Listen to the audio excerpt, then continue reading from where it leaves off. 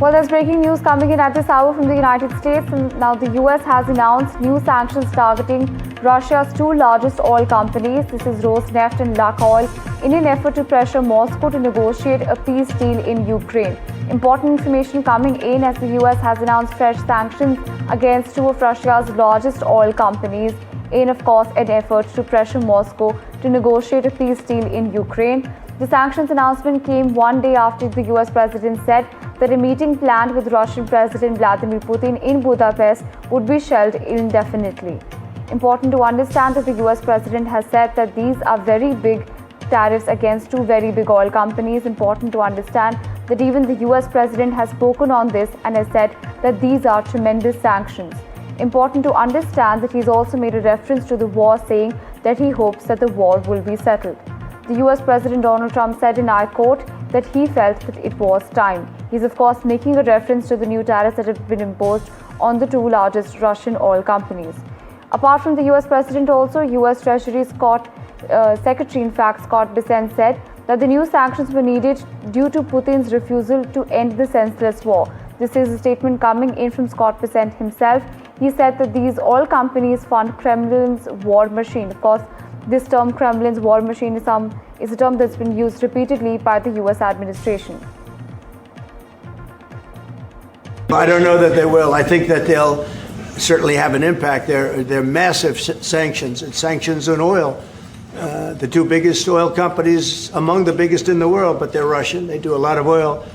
And hopefully it'll push...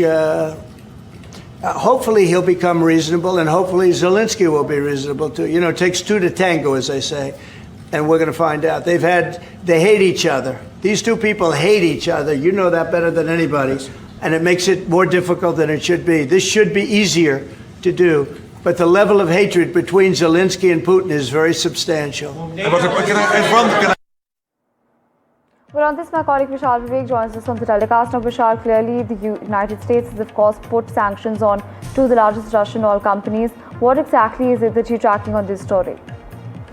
Well, if we can analyze whatever US has done so far, we can say that this is sort of a curveball. This is a googly as far as Russia's reactions to this whole episode is concerned, because Russia would not have expected that Trump would go ahead and put, sanctions, big sanctions on two of the biggest Russian oil companies. Just to give you a perspective, these two companies,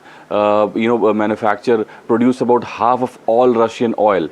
That goes to show the level of impact this can have on the fuel trade across the globe, and that is what Russia is also arguing. They have just said that this could have a detrimental effect on the global fuel supply, and that can in turn have a detrimental effect on the emerging economies across the globe. But all of that is in the future. Right now we can say that Trump wants Russia to yield, because he has tried all the means and Russia is not ready to relent.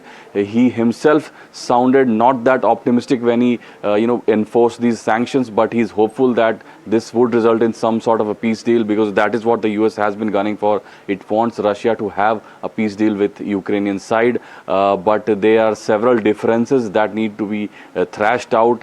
So far that has not been possible. There have been so many parleys between both the sides.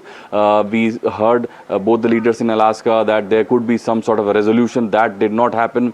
Trump's repeated attempts have failed, but this is sort of a last resort from the Trump administration, because as I mentioned, these are some of the biggest Russian companies. 6% of all global output are dependent on some of these companies. So how this will have effect on the market, we've seen that some of the oil stocks have gone up, so we'll have to wait for more on that.